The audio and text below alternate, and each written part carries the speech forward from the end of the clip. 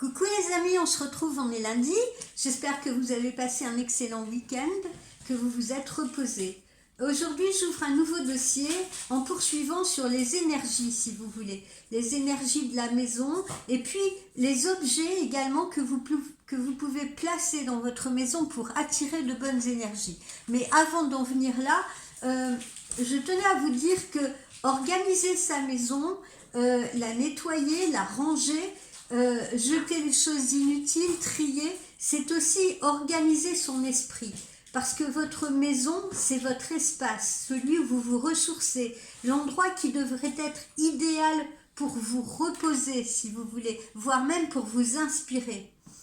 Donc, choisir les objets que l'on met chez soi, c'est très important parce que certains d'entre eux, spécifiques, vont attirer une bonne énergie et vous feront vous sentir mieux. Alors souvent, il faut savoir un peu déceler les symptômes, si vous voulez, qui font qu'on a de mauvaises ondes chez soi. Les symptômes, souvent, très reconnaissables et très rapidement, eh bien d'abord, vous ne vous sentez pas bien. Vous avez beau nettoyer, vous avez beau parfumer, vous avez beau arranger, vous avez l'impression que vous ne vous sentez pas bien chez vous. Ou bien vous ressentez une accumulation de soucis que vous ne comprenez pas, de stress, de fatigue, de tension avec votre autre ou vos proches que vous ne vous expliquez pas. Et puis surtout, vous rencontrez des gros problèmes de sommeil.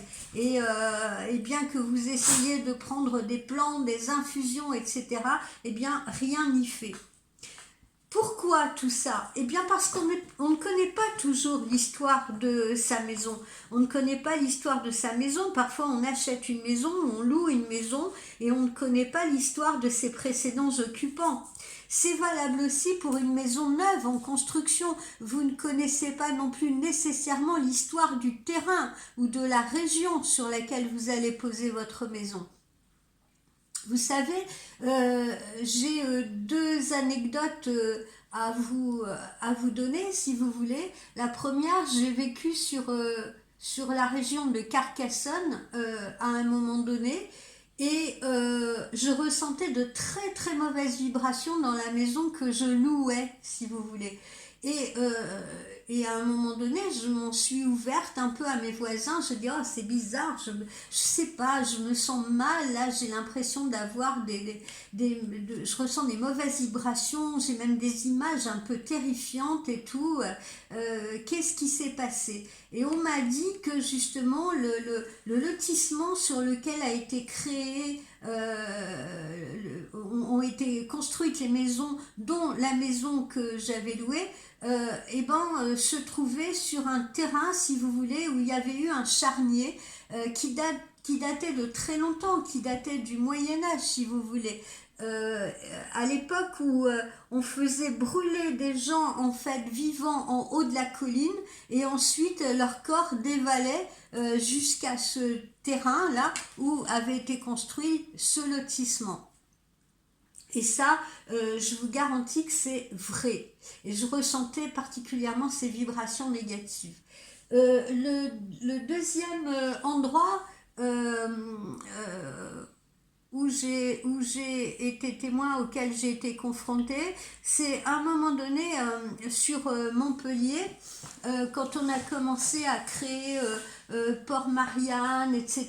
Et puis de jolis appartements autour et tout. Et ces appartements-là, on avait beaucoup de difficultés à les vendre. Les promoteurs n'arrivaient pas à vendre ces appartements qui étaient magnifiques, conçus un peu comme un atrium romain et tout. C'était joli comme tout. Et ils ont fait venir un homme qui s'appelle Roger Laforest, qui est un spécialiste des ondes telluriques, spécialiste des maisons comme ça, hantées, ou des maisons où il y a très mauvaise vibration. Et il s'est mis à étudier le terrain, la configuration des lieux et tout, et puis il a créé un petit peu des mobiles dans différents commerces autour pour ramener des énergies positives. Pourquoi? Eh bien parce qu'on s'est rendu compte que les constructions, là encore, ont été faites sur un terrain qui à l'époque avait été un ancien champ de bataille à l'époque de Louis XIV. Voilà. Et là encore, sur ce terrain, idem, il y avait eu un charnier à cet endroit. Alors, poursuivons. Donc, vous ne connaissez pas nécessairement l'histoire de votre maison ou l'histoire du terrain qu'occupe votre maison. Voilà. Mais en revanche, vous êtes responsable du taux vibratoire de votre habitat et vous pouvez le changer. Alors, il y a en effet des zones dans votre maison où l'énergie peut-être ne circule pas correctement. Ça peut venir de quoi? Eh bien, ça peut venir d'une mauvaise disposition de vos meubles, ça peut venir d'une mauvaise ventilation, ça peut venir également d'une lumière insuffisante. Il y a pu avoir également des énergies négatives causées par des événements négatifs qui sont produits dans cette maison avant votre arrivée, des disputes, des accidents domestiques, des maladies, voire même des décès.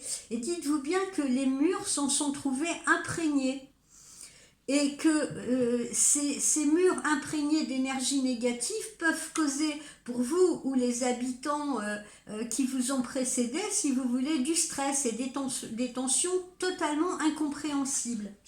Il faut penser également aux ondes électromagnétiques qui sont émises par vos appareils, tels que vos ordinateurs, vos téléviseurs, surtout s'il y en a plusieurs dans la maison, vos téléphones portables ou autres dispositifs électroniques qui peuvent complètement perturber l'équilibre énergétique de votre maison.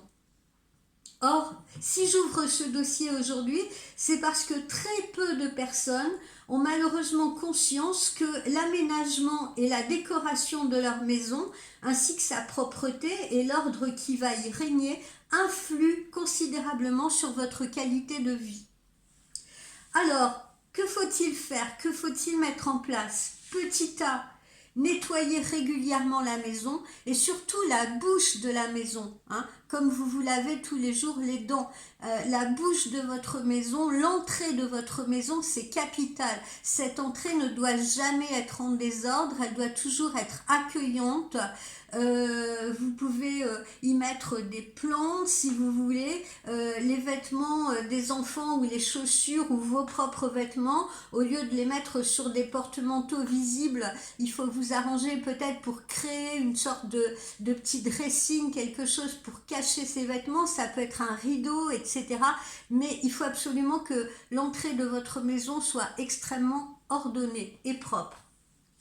Ensuite, que mettre en place? Brûler de la sauge blanche. Brûler de la sauge blanche aussi régulièrement, si vous voulez, ça va chasser les énergies négatives. Ensuite, vous pouvez mettre des petits récipients avec du vinaigre et de la cannelle pour repousser les mauvaises ondes.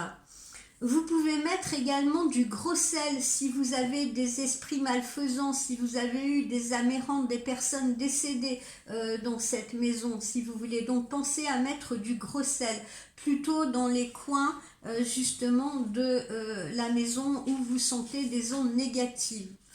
Et puis je vous suggère également l'agua de Florida. L'agua de Florida, pourquoi? Parce qu'elle va avoir diverses utilisations.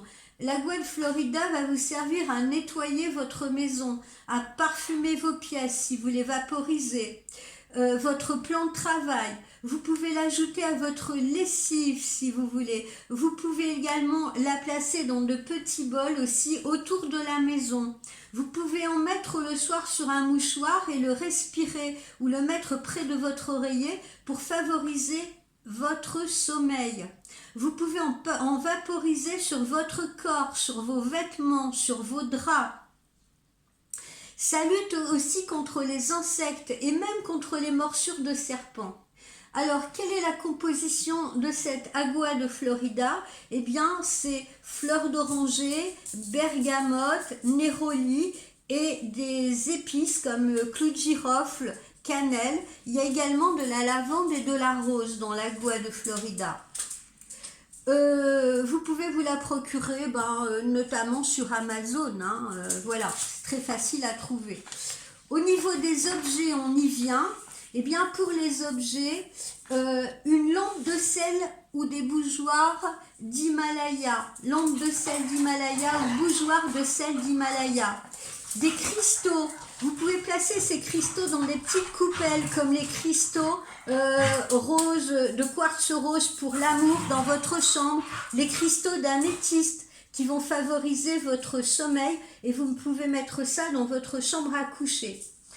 Les bâtons de Palo Santo, également comme la sauge blanche, luttent aussi contre le stress et l'anxiété. Donc vous pouvez faire brûler des bâtons de Palo Santo. Vous pouvez utiliser un diffuseur d'huile essentielle. Quoi mettre dedans comme huile essentielle? Eh bien, l'eucalyptus ou l'orange, l'ylang-ylang, le vétiver. Ça va vous permettre de lutter contre les pics de stress et d'anxiété et booster également votre système immunitaire, les amis. Et puis pensez également aux lampes de luminothérapie, aux ampoules de luminothérapie pour les personnes qui ont des lieux de vie qui ont tendance à être sombres, à ne pas prendre assez la lumière. Les plantes, pensez aux plantes, je vous ai fait récemment des dossiers sur les plantes, sur les plantes qui dégagent des énergies positives et les plantes qui provoquent des énergies négatives. Donc allez écouter cette vidéo et pensez à mettre les bonnes plantes chez vous. Ensuite, vous pouvez également utiliser des bols tibétains. Un bol tibétain, si vous utilisez un petit, comment je pourrais vous dire, vous savez, même un petit pilon en bois et tout, normalement c'est vendu avec les bols tibétains, vous allez en tournant ce petit maillet dans le bol, si vous voulez, les sons, les vibrations vont amener chez vous une relaxation et immédiate, si vous voulez, quand vous sentez que vous êtes en pic de stress ou en pic d'anxiété. Donc il est important d'avoir un bol tibétain chez soi. Croyez-moi, c'est très utile. Vous pouvez également placer des carillons. Alors des carillons en bambou, des carillons en bois, des carillons en métal, si vous voulez, parce que les sons qu'ils vont émettre vont être délassants et ça va jouer sur votre humeur. Alors, je voudrais ajouter pour terminer ce dossier, comme vous le savez, étant propriétaire d'animaux, que les lampes en sel d'Himalaya, ainsi que les diffuseurs d'huile essentielle, faites très attention à vos animaux parce que cela peut créer de graves problèmes neurologiques. Donc renseignez-vous avant au niveau des huiles essentielles et les lampes en sel d'Himalaya, ne laissez absolument pas vos chats, surtout vos chats, les chiens également, mais surtout les chats, à proximité de lampes en sel d'Himalaya parce qu'en revanche c'est très très mauvais pour eux. Voilà, eh bien écoutez, j'espère que ce nouveau dossier vous aura plu. Si vous avez des questions subsidiaires à me poser, si vous voulez, n'hésitez pas à le faire sur les commentaires de la vidéo YouTube. Et puis je vous souhaite une très très bonne journée. N'hésitez pas à me consulter également en privé si vous voulez une voyance personnalisée. Bye bye, belle journée.